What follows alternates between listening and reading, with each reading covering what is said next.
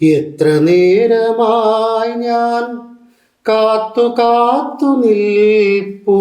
ഒന്നിങ്ങു നോക്കുമോ മൈഥിലി മോളെ. എടി മൈഥിലി, എടി മൈഥിലി. നിനക്കിത് എല്ലാത്തിന്റെ സൂക്കേടാ മനുഷ്യ. നീ എനിക്ക് സുഖിയൻ ഉണ്ടാക്കി തരാവടി. എനിക്കിവിടെ 100 കൂട്ടം പണി കിടക്കുമ്പോഴാണ് നിങ്ങളുടെ അമ്മമ്മയുടെ ഒരു ശുചിയെ. ഏത് സമയത്താണോ നിയമേ ഈ സാമാനത്തെ കെട്ടാൻ തോന്നിയത്? പിന്നെ നിങ്ങളെ കേട്ടാൽ ഇപ്പൊ ഹണി റോസ് വരും.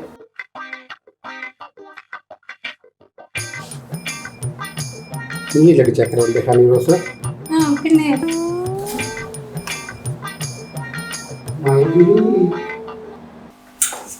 എടോ മനുഷ്യ, ഈ വീട്ടിൽ ഉപ്പ് തന്നിട്ട് എത്ര ദിവസമായെന്നറിയാവോ? നിങ്ങൾക്ക് വല്ല വിചാരമുണ്ടോ? പോയി ഉപ്പ് വാങ്ങിച്ചോണ്ടുവാ. ഒരു പണിക്കും പോകാതെ പാട്ടും പാടി ഇരിക്കുക. എന്റെ ആങ്ങൾ ഒരു വീടുണ്ടാക്കി തന്നുകൊണ്ട് കയറി കിടക്കാൻ പറ്റുന്നുണ്ട്. നീ എനിക്ക് സുഖിയൻ ഉണ്ടാക്കി തന്നില്ലെങ്കിലേ അപ്പുറത്തെ വീട്ടിൽ ആൻസോട് ഞാൻ പറഞ്ഞോ സുഖിയൻ ഉണ്ടാക്കി തരാം കേട്ടോ.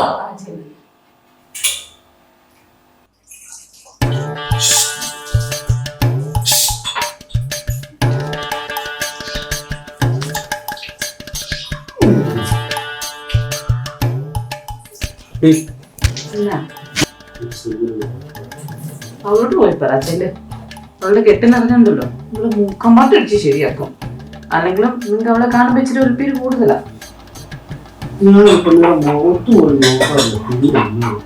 പിന്നെ ഇല്ല.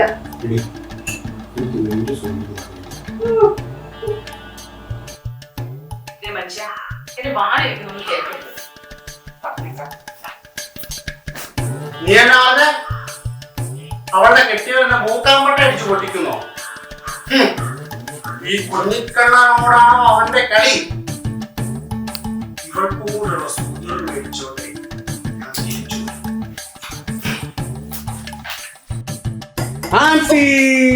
എന്നാ കുഞ്ഞിക്കണ്ണാ? ഞാനൊരു കാര്യം പറഞ്ഞ എനിക്ക് സഹായിച്ചു തരുമോ? എന്നാ? എനിക്ക് സുഖിയും തിരിക്കണം. പിന്നെ പോടുന്നു ആരെങ്കിലും കാണും. ലിപ്ചാണ് ഇപ്പൊ വരുന്നേ. അവളാണ് ഉണ്ടാക്കി തരത്തില്ലെന്ന്. എന്തൊരു കഷ്ടമായത്. കേരള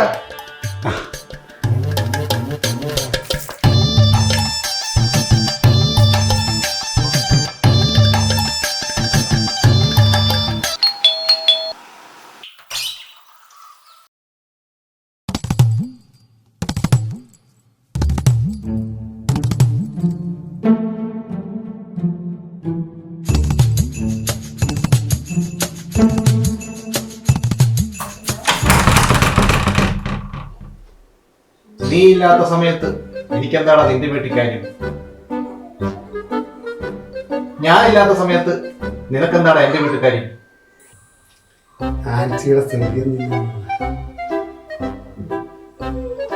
ഇത്ര വർഷമായിട്ട് എനിക്ക് സൂര്യൻ നിർബന്ധിച്ചപ്പോ നമുക്ക് കൊടുക്കാമെന്ന് പറഞ്ഞു.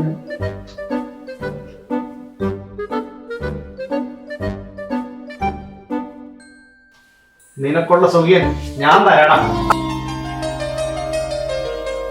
കഴിക്കാൻ കൊതിച്ചൊരു സുഖിയനു വേണ്ടി ഞാൻ ഏതടവും വീട്ടിൽ പയറ്റുമ്പോൾ, കഴിക്കാൻ കൊതിച്ചൊരു സുഖിയനു വേണ്ടി ഞാൻ ഏതടവും വീട്ടിൽ പയറ്റുമ്പോൾ, മൈഥിലി എന്നെ ഓടിക്കുമ്പോൾ, ആൻസിയുടെ അടുക്കളെ ഞാൻ ചെല്ലുമ്പോൾ, ലിപുവിൻ്റെ ഇടി കൊണ്ടു മരിക്കും ഞാൻ. അയ്യോ, അടിപൊളി. നിറയെ സുഖം കിട്ടിയല്ലേ? എന്ത് കോലോ ചെയ്ത് നിങ്ങളോട് ഞാൻ അപ്പോഴേ പറഞ്ഞതല്ലേ.